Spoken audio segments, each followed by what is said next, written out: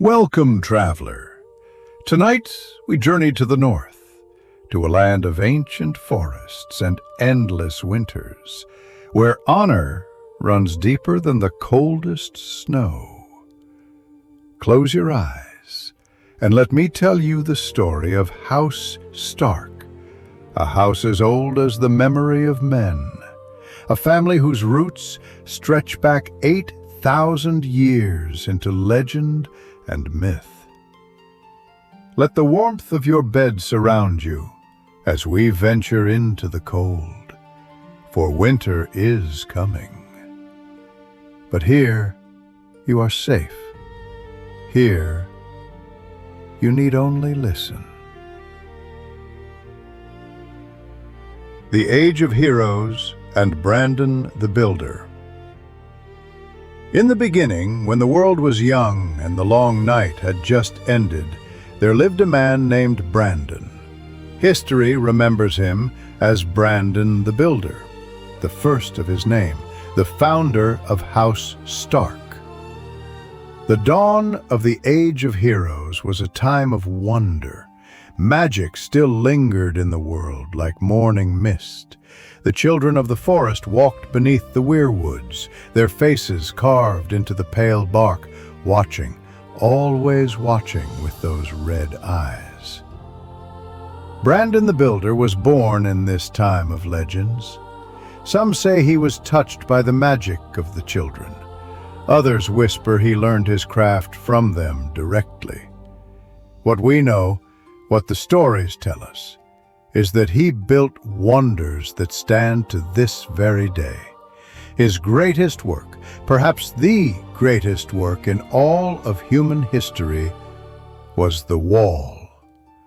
300 miles long, 700 feet high, a massive barrier of ice and ancient spells that guards the realms of men from the darkness beyond. They say Brandon raised it with the help of giants and the children of the forest. They say he wove magic into its very foundations. Night after night, stone upon stone, ice upon ice, until it stretched from sea to sea. But the Wall was not his only legacy. Brandon built Winterfell, the great castle that would house his descendants for thousands of years. He placed it over hot springs that run deep beneath the earth, so that even in the cruelest winter, warmth would flow through its walls. The castle grew around an ancient godswood, where a hark tree stands, its bone-white bark and blood-red leaves watching over the Starks through the ages. Some say Brandon also built Storm's End for his friend Durin Godsgrief. Others credit him with raising the foundations of the High Tower in Old Town. Whether all these tales are true, or whether many Brandons have been merged into one in the mists of time, we cannot know. But his name echoes through history like a stone dropped in still water, ripples spreading outward through the centuries. Brandon the Builder took his seat in Winterfell and became the first king in the north. He founded a dynasty that would endure where others fell, and when he died, he was laid to rest in the crypts beneath Winterfell, the first of many stone kings who would sleep in the darkness below. The Kings of Winter. For thousands of years, the Starks ruled as the Kings of Winter. Generation after generation, father to son, blood of the first men flowing through their veins. They were hard men, as the North demanded hard men. The land shaped them, and they shaped the land in return. The North is not like the soft South with its gentle rains and bountiful harvests. The North teaches harsh lessons. Winter can last a generation. Snows can bury entire villages. Starvation is always one failed harvest away. The Starks learned to endure. They learned that the pack survives where the lone wolf dies. The early kings of winter expanded their domain slowly, methodically. They were not conquerors drunk on ambition like the Storm Kings or the Gardeners of the Reach. They were patient, practical. When they took territory, they held it. One of these ancient kings was Jon Stark. The tales say he drove back the wildlings from the lands south of the Wall. Another was Rickard Stark, who defeated the Marsh King and took his daughter to wife, bringing the neck under northern rule. There was Brandon the Burner, who put the torch to the Stark fleet after his father Theon died returning from a voyage west across the Sunset Sea. Brandon's grief was so great that he burned every ship in the north, vowing that the sea would claim no more Starks. From that day forward, the north would not be a seafaring kingdom. King Roderick Stark wrestled with the Warg King and slew him, taking the gift, that stretch of land south of the Wall, and giving it to the Night's Watch so they might have lands to sustain themselves. An act of generosity that would echo through the ages. There were terrible kings, too. The chronicles speak of the hungry wolf who rode south in his old age and died in battle in the lands beyond the Neck, his sons fighting over his body to bring him home. They speak of Theon Stark, called the Hungry Wolf, who avenged the rape of his sister by crossing the narrow sea and burning the slaver city that had taken her. It took him 2 years, but he brought her home.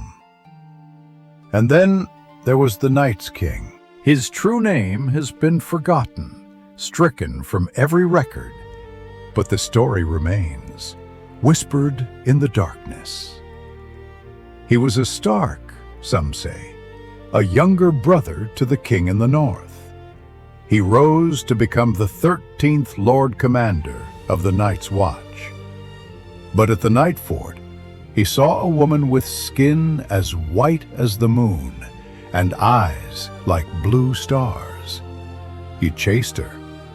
He loved her. He gave his soul to her. For 13 years, the Night's King ruled the Night Fort with his corpse queen at his side. He bound the watch to his will with sorcery. He performed dark sacrifices.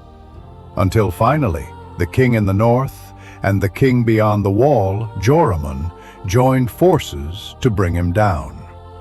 And after his fall, his very name was forbidden, erased, forgotten, but not his deeds, never his deeds. The line of Stark kings continued.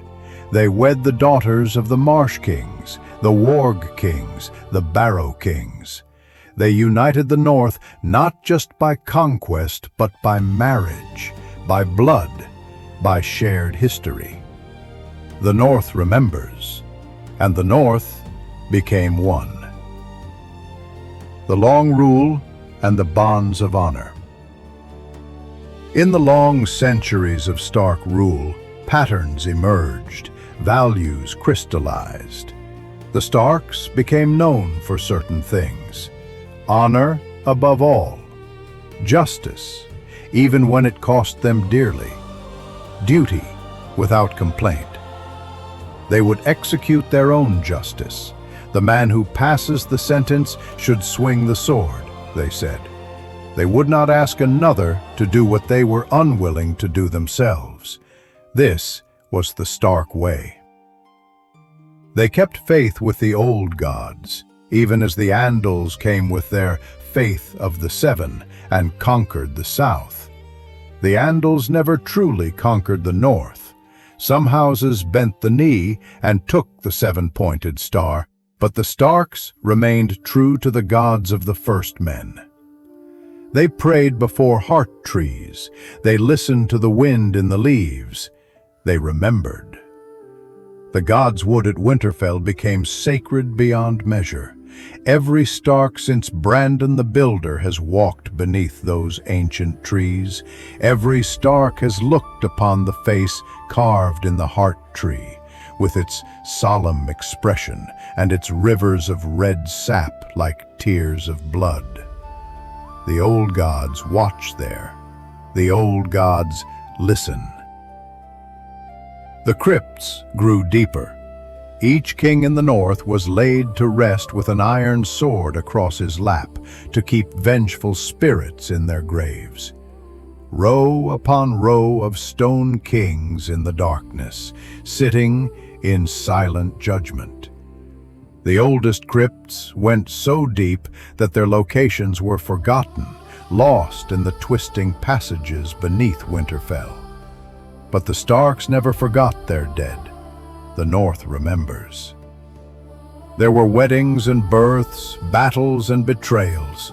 There was Cregan Stark, who rode south during the Dance of Dragons and held the realm together when Targaryen fought Targaryen. There was Rodwell Stark, called Rod the Wanderer, who traveled as far as the Summer Isles. There was Benjen Stark, who was thrown into a wolf pit by his own brother and emerged days later, having feasted on the wolf's flesh. The Starks endured. Through hard winters and hungry times, through wars with the Boltons of the Dreadfort and the Umbers of Last Hearth before those houses bent the knee, through sickness and famine and the constant eternal threat from beyond the wall. And then came Aegon the Conqueror, the conquest and Torrhen's knee. 300 years before our story truly begins, a storm rose from Dragonstone.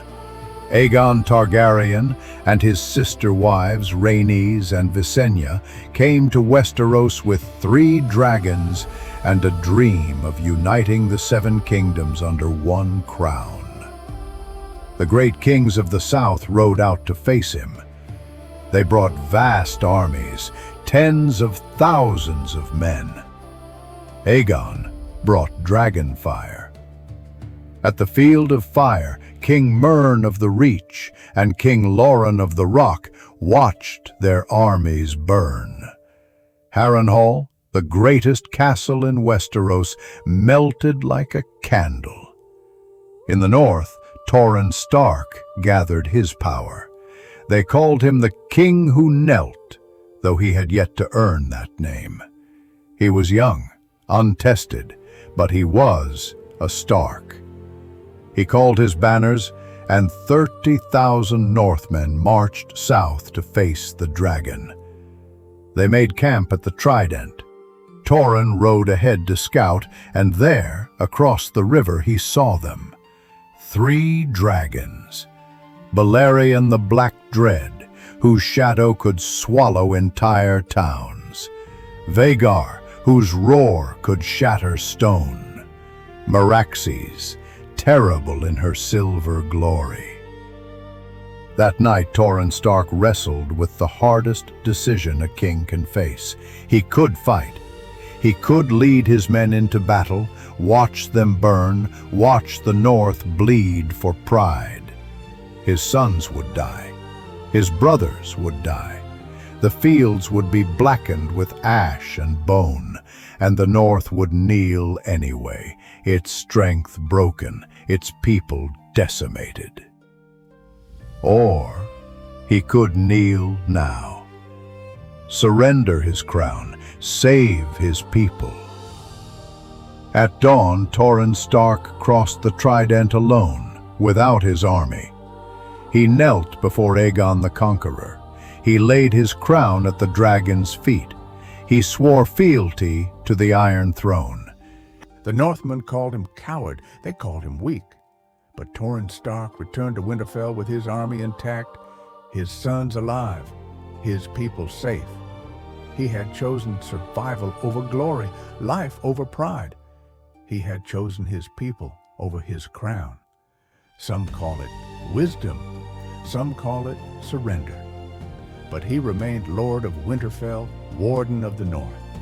The Starks no longer wore a crown, but they still ruled the North, and perhaps that was enough.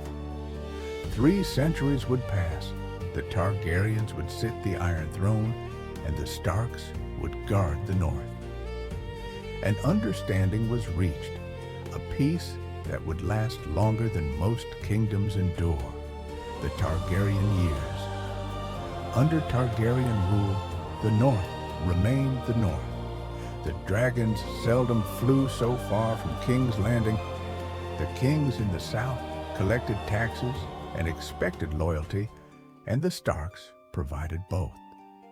But Winterfell still governed itself by northern laws, northern customs, northern justice. The Starks visited King's Landing when summoned.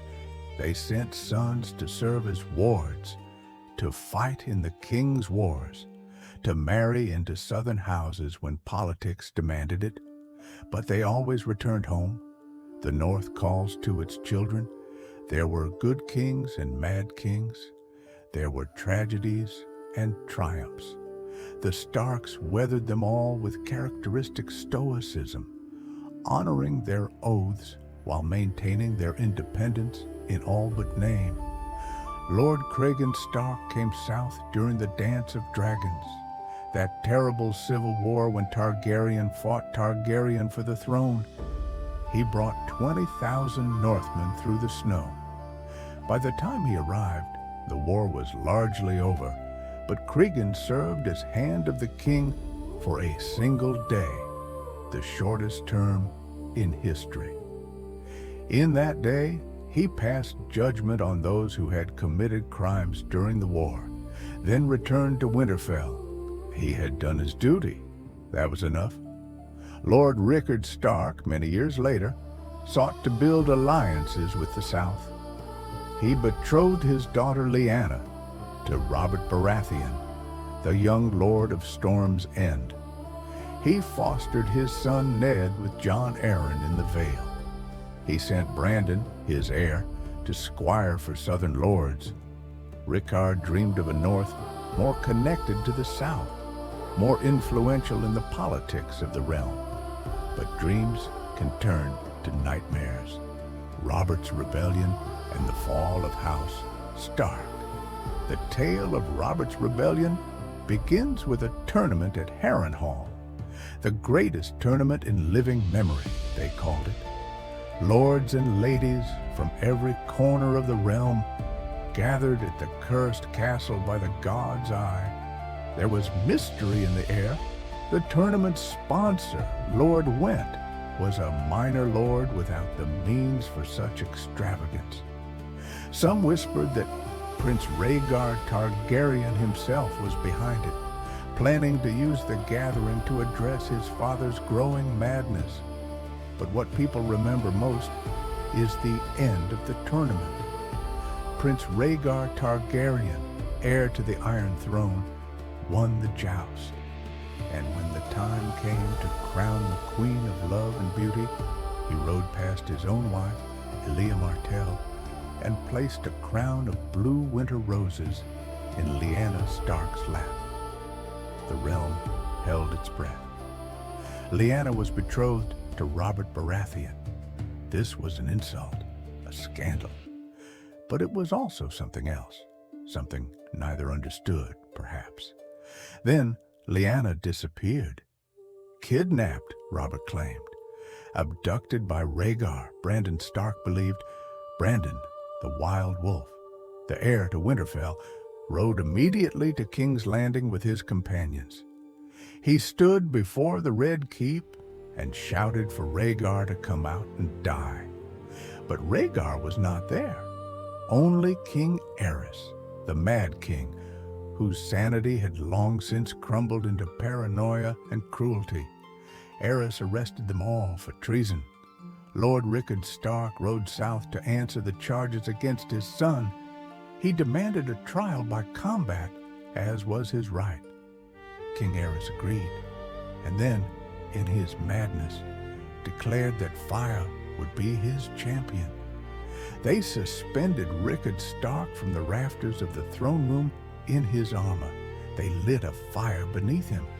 They roasted him alive in his own armor while he screamed, and they tied a leather cord around Brandon's neck with a Tyroshi strangling device just out of reach. If Brandon could reach the sword, he could cut his father free. Brandon strangled himself trying to save his father, watching him burn. The Mad King then called for the heads of Ned Stark and Robert Baratheon, who were being fostered by Jon Arryn in the Vale. Instead, Jon Arryn raised his banners in rebellion. The North rose, the Vale rose, the Stormlands rose. Robert Baratheon, consumed by rage and grief over Lyanna, smashed the Targaryen loyalists at the Battle of the Trident, caving in Rhaegar's breastplate with his warhammer. The Dragon Prince died in the waters of the Trident, rubies from his armor scattered in the current. In King's Landing, when the walls finally fell, Jaime Lannister, the youngest knight of the King's Guard, cut down the king he had sworn to protect, ending the Mad King's reign in blood.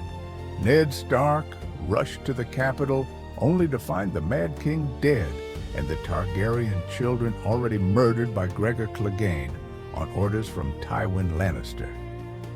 He and Robert quarreled over this. Ned saw the murder of children as monstrous, while Robert saw it as necessary to end the Targaryen line. But the worst was yet to come. Ned rode to Dorne, to a place called the Tower of Joy, where Rhaegar had kept Lyanna. He took 6 companions, the finest fighters in the realm. 3 Kingsguard waited outside: Sir Arthur Dayne, the Sword of the Morning, Sir Oswell Went, and Lord Commander Gerald Hightower. They fought. Only Ned and Howland Reed survived. When Ned entered the tower, he found Lyanna dying in a bed of blood, whispering words he would never reveal. "Promise me, Ned," she said, and he promised. When he returned north, he brought a baby, Jon Snow, his bastard son, or so he claimed. The Honorable Ned Stark had broken his vows to his wife, he said. He would not speak the mother's name. He would not explain. He simply endured the shame and raised the boy as his own. The rebellion had cost the Starks everything. Rickard was dead. Brandon was dead. Lyanna was dead. Of Rickard's children, only Ned and Benjen remained. The North had bled, but they had won. Robert Baratheon sat the Iron Throne, and Ned Stark returned to Winterfell as the new Lord of the North. Lord Eddard Stark and a new generation Eddard Stark. Ned, to his friends, never wanted to be Lord of Winterfell. That was Brandon's destiny. But duty does not care what we want, and so Ned took up the burden. He married Catelyn Tully, who had been betrothed to Brandon. She came to Winterfell to find her husband already there with a bastard son, a wound that would never fully heal between them. But they built a life together. They had children: Robb, Sansa, Arya, Bran, Rickon. The pack grew strong again. Ned ruled as the Starks had always ruled, with honor, with justice, with an unshakable sense of duty. He held to the old laws. He worshipped the old gods. He kept the North safe. His brother Benjen joined the Night's Watch, taking the black and ranging beyond the wall. Perhaps he sought purpose. Perhaps he sought escape. But he served with honor, as a Stark should. The years passed peacefully enough. Ned raised his children to be Starks, to understand that the pack survives, that winter is always coming, that honor matters more than glory. He taught them the old words: winter is coming. Not a promise, but a warning. Be ready, be vigilant, survive. Robb, his heir, grew strong and brave, a natural leader. Sansa dreamed of knights and songs, as girls do. Arya was wild, refusing to be what the world wanted her to be. Bran climbed everything, fearless and curious. Rickon was still very young, wild like Arya. And Jon Snow grew up among them, loved by his father, but marked by his bastard name, never quite belonging. Ned could not have known that peace was an illusion, that darkness was gathering, that his king would come north with a request that would doom them all: the hand of the king. When King Robert Baratheon rode north to Winterfell, it had been years since the rebellion. Robert had grown fat and unhappy, trapped in a loveless marriage to Cersei Lannister, drowning in wine and whores and nostalgia. But he was still Ned's friend, still his brother in all but blood. Robert's hand, Jon Arryn, had died suddenly. The king needed someone he could trust. He asked Ned to come south, to serve as Hand of the King. Ned did not want to go.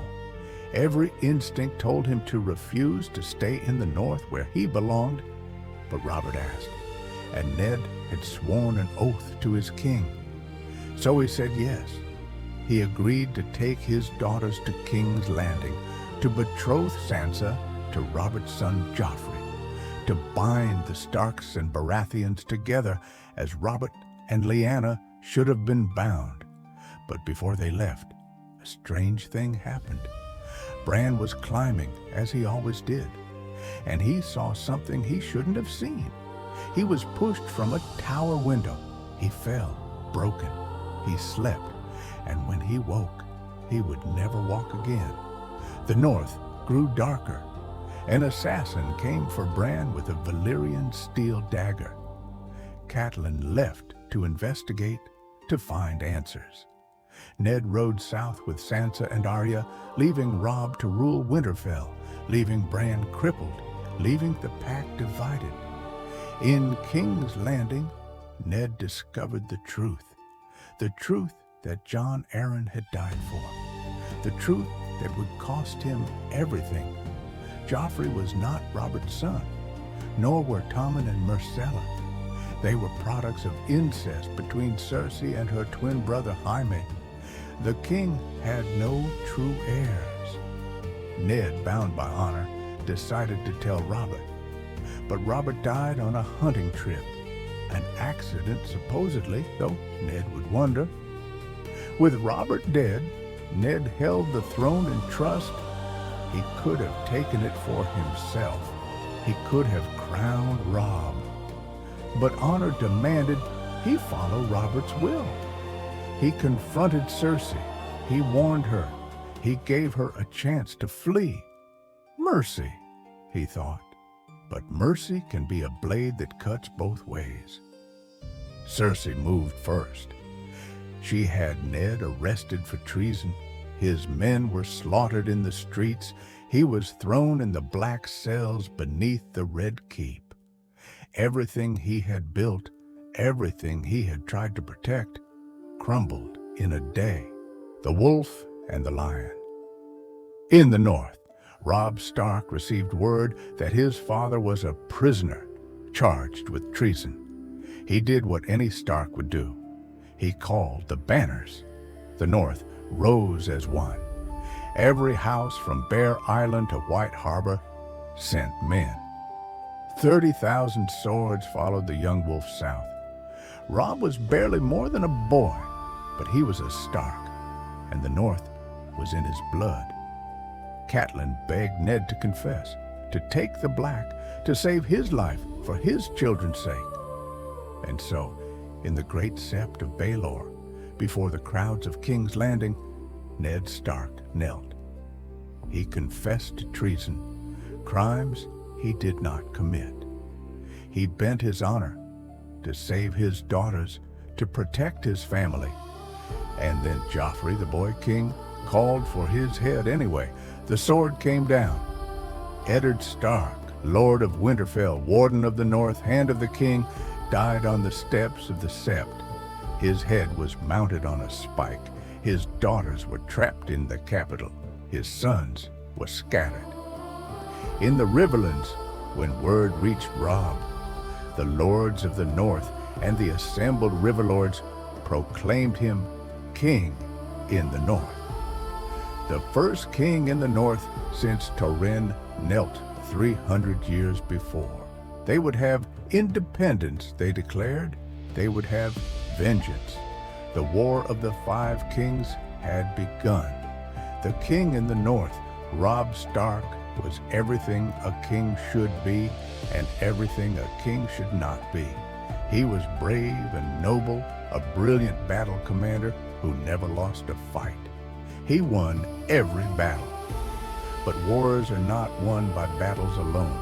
He captured Jaime Lannister himself in the Whispering Wood.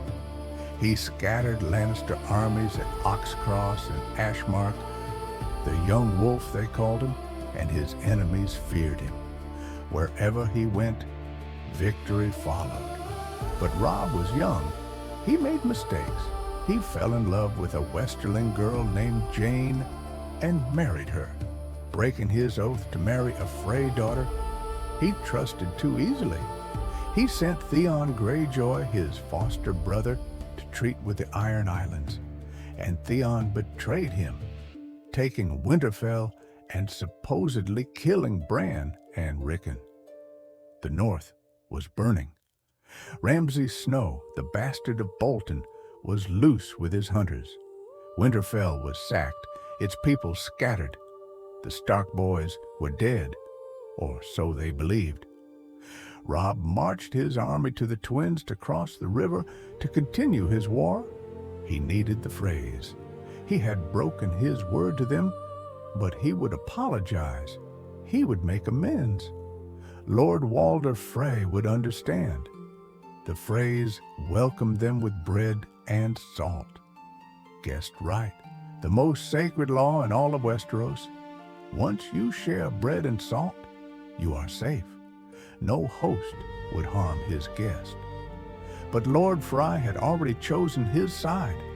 The Boltons had already made their bargain. The Red Wedding was arranged. The musicians were not musicians. They were crossbowmen. When they began to play the Rains of Castamere, the song of Lannister victory, it was already too late. They killed the Northmen first, crossbow bolts through the tent walls. Then they turned on Robb. They killed his wife. They killed his mother. Rose Bolton stepped forward and drove a dagger into Robb's heart. "The Lannisters send their regards," he whispered. They cut off Robb's head and sewed the head of his direwolf Greywind onto his body, parading the king in the north through the camps as a mockery. The young wolf was dead. The north was broken.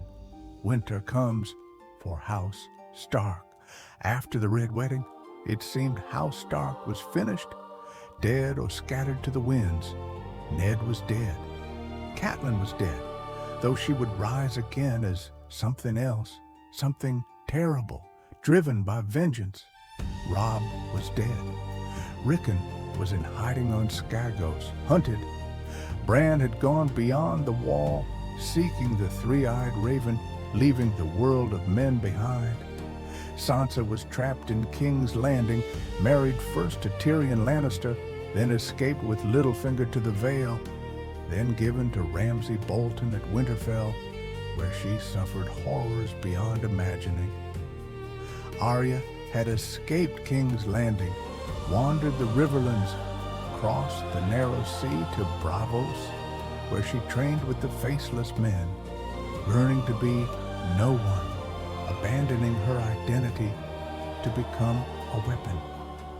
Jon Snow joined the Night's Watch, rose to become Lord Commander, made hard choices, was murdered by his own brothers for those choices, came back from death itself, united the Wildlings in the north, fought the Boltons at the Battle of the Bastards, and reclaimed Winterfell.